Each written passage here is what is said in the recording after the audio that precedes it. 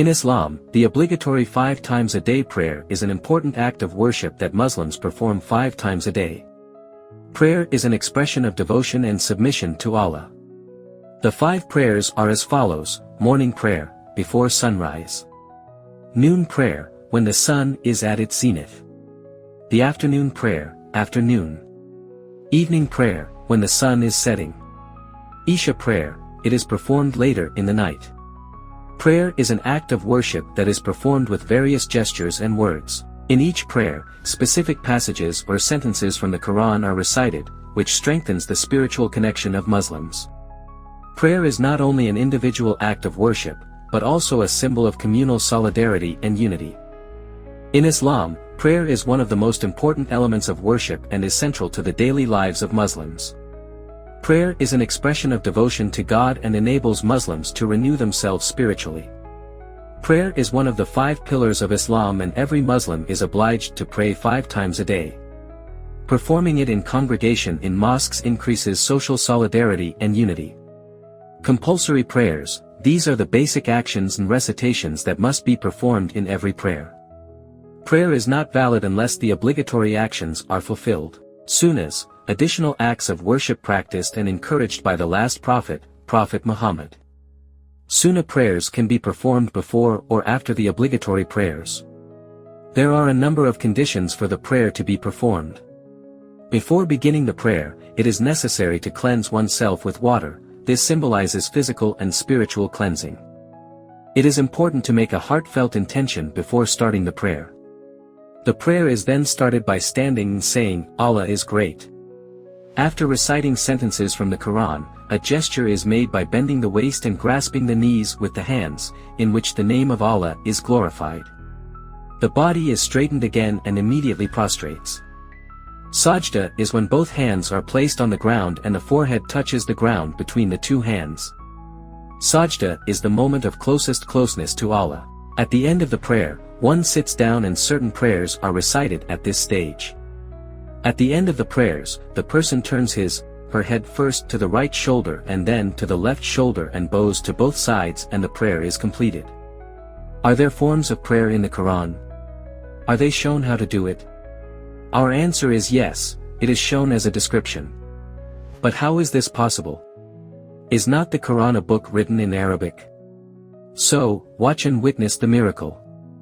I was flipping through the pages of the Quran, looking for something different, but one sentence caught my attention. It is the 26th sentence of the chapter of Hajj, the 22nd chapter in the Quran. The meaning of the verse is as follows: "Once upon a time I showed Abraham the place of the house, saying, 'Do not associate anything with me. Purify my house for those who circumambulate, those who stand, those who bow, those who prostrate.'" I analyzed this sentence and I saw something incredible. Clearly, it is talking about the standing, bowing and prostration found in Islamic prayer. Anyone who reads it knows that this is the sequence of Islamic prayer. But is it that secret? Let us see it through my eyes. Let's see what secrets the Quran holds. The sentence consists of 76 letters. But we are not going to do calculations here, we are going to isolate one part of the verse and analyze it with you all.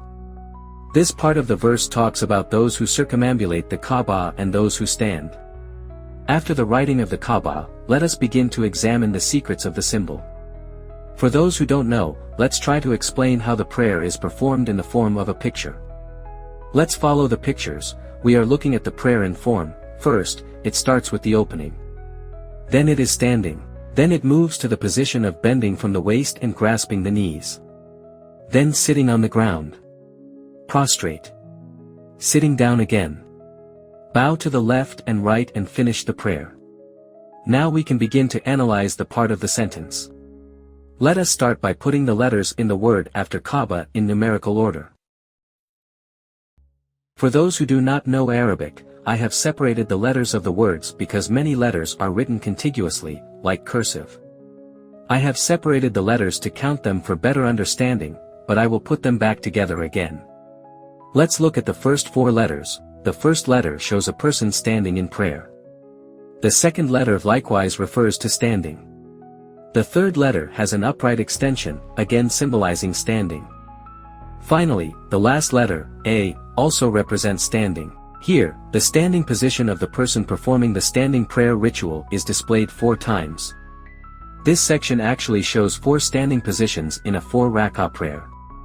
But there is one place we have missed. What does the part in the middle of the third letter stand for? This is the letter T in the alphabet. When we remove the bar above it, it actually shows a person prostrating. So why is the second and third standing person in the center of the symbol, and why is it adjacent to the third standing person? The point is that in a 4 rak'ah prayer, after the prostration in the second rak'ah, it is customary to continue to the third rak'ah without bowing. Let's continue. The first letter again represents a person standing in prayer. The second letter, the letter F, represents a person in the position of bending at the waist. Here it shows a side view of a person praying and grasping their knees with their hands. A dot on it indicates that this bending is to be done once. The vertical extension of the third letter shows the sitting position on the ground after bowing. The 2 dots at the bottom indicate that the number of prostrations on the ground is 2, which we will show in detail. As for the letter N at the end, as we have shown in previous videos, the point of the letter here represents a human being and shows the 180-degree rotational movement around him. This is the gesture of bowing to the left and right. This is the end of the prayer. Let's move on. Our 9th letter is the letter V, which implies that the section we have just explained will be explained in more detail than the letter V. That is, a little more detail is given about the prayer. The 10th letter is the Elif, the letter A. This letter stands apart, that is, it is not adjacent. This indicates a person who is standing, but has not yet entered the prayer, because it is not adjacent to the word. We examine the 11th, 12th, and 13th letter. Let's leave the 2 dots aside and look at our letters in this way. There is a head in the center, and to the right and left of it is a person with both arms raised up, indicating that a person entering prayer opens by first raising his hands. But there are 2 ciphers overlapping here, which I will explain. The round shape in the center, in this case, shows the head of a person opening. But when we look at the whole thing, we will see that it also depicts a person bending at the waist. We have already said in our previous explanation that this letter depicts a person in a bending position. So the 2 dots above the K in the center show that the raising of the hand should be done twice. The first raising is done when entering the prayer, and the second raising is done in the bowing gesture. The first part was a description of the opening by raising hands and how it was done. Now let us continue with the prayer after the opening. This section also describes a 1-part prayer. We have already seen the 4-part prayer, and now the 1-part prayer is described. Let's continue with the 10th letter, the letter A. When we were deciphering the opening to prayer, the letter A indicated a person who had started the prayer and was standing, but had not entered the prayer. But now, when we are deciphering the prayer code, it serves us as a measuring ruler and gives us a symbolic meaning, saying, this is the measure of your prayer ritual. Those who have watched my videos know that the letter A is usually used as a symbol for a measuring instrument or ruler. Let us continue. The 11th letter, with its upright shape, gives us a description of a person standing. The shape of the 12th letter K in the center shows us a person in a bending position. This time the 2 dots above the K indicate a standing opening and another hand-raising gesture in the bending position. The 13th letter, here the letter A, shows the standing position, standing again after bowing in a 1-part prayer. The 14th letter, which follows, indicates the transition from standing to a seated position on the floor. The 15th letter, M, looks like a side view of a prostrate person. This letter also depicts the prostrate person. The upper extension of the 16th letter, Y, indicates rising from prostration again but sitting on the ground. The 2 dots below the letter Y indicate that the prostration on the ground will be performed twice. The 17th letter, N, as we have already explained, indicates the greeting to the right and left at the end of the prayer. Some may say, yes, you have explained it well and the order and the shapes of the letters match, but do you have a numerical proof? Of course, there is that. Let us now look at the number of obligatory prayers performed in a day. 2 rak'ahs in the morning, 4 in the noon, 4 in the afternoon, 4 in the afternoon, 3 in the evening and 4 in the night. What is the total? 17. So, how many letters does the section of prayer symbols that we are looking at consist of? 17 letters, of course. Here we are witnessing another beautiful miracle in the Quran. Let us look at another secret in the verse. The first 4 letters are adjacent, the second 4 letters are adjacent, and the 2 letters in the middle are separate, V and A. The third 3 letters are ligatures and the fourth 4 letters are ligatures. So what are these? The 4 parts of noon, 4 parts of afternoon, 3 parts of evening and 4 parts of night represent prayer. That's why these letters are written contiguous. But there is a point here, the morning prayer is 2 parts, but here the letter A and the letter V are not written contiguously. Why are the 2 letters representing the morning prayer separate here? Isha, Maghrib and Fajr are night prayers, so they are in the group on the left.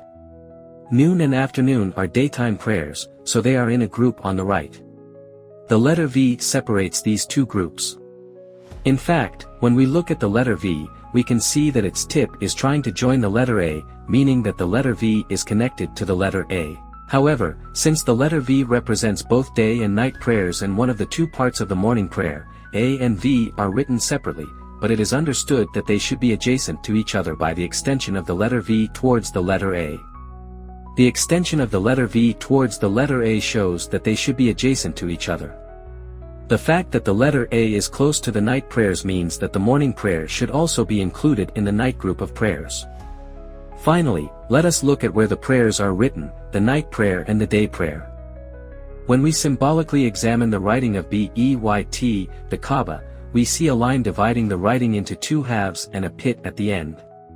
Above the line there are 2 dots adjacent to each other, and below the line there are 3 dots, 2 of which are adjacent and 1 of which is separate. In addition, the symbol with the letter Y consists of a pit and 2 adjacent dots below it. The line in the center is the timeline, which divides day and night. The upper side is the day and the lower side is the night.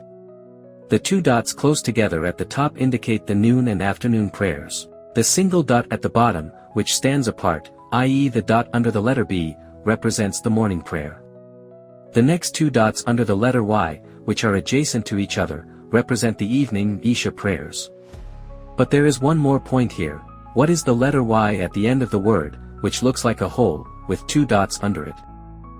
The letter Y symbolically denotes a hollow and inferior state, or we can think of it as less valuable. The 2 dots below the letter Y at the end of the word Kaba or Bait are in the night section. They are lower than the points indicating the obligatory prayers and they are also close to each other. So here he is referring to 2 prayers that come after the obligatory prayers in terms of value and importance, but are not as valuable, but are of high value and are performed at night, close to each other. These are the prayers of Wajr and Tahajjud, which are offered at night after Isha and before the morning prayers. We have seen that these prayers are also very valuable. What we have learned from this sentence in the Quran is how the prayers are performed, how the chapters are performed, how many chapters of obligatory prayers there are in a day, which prayers are night prayers, which prayers are day prayers, and how many rak'ahs of obligatory prayers the time prayers consist of. Miracles do not end, the important thing is to find them. I have found the answer to the question of whether there are forms of prayer in the Quran, and whether it is written how it should be done. See you in another decipherment.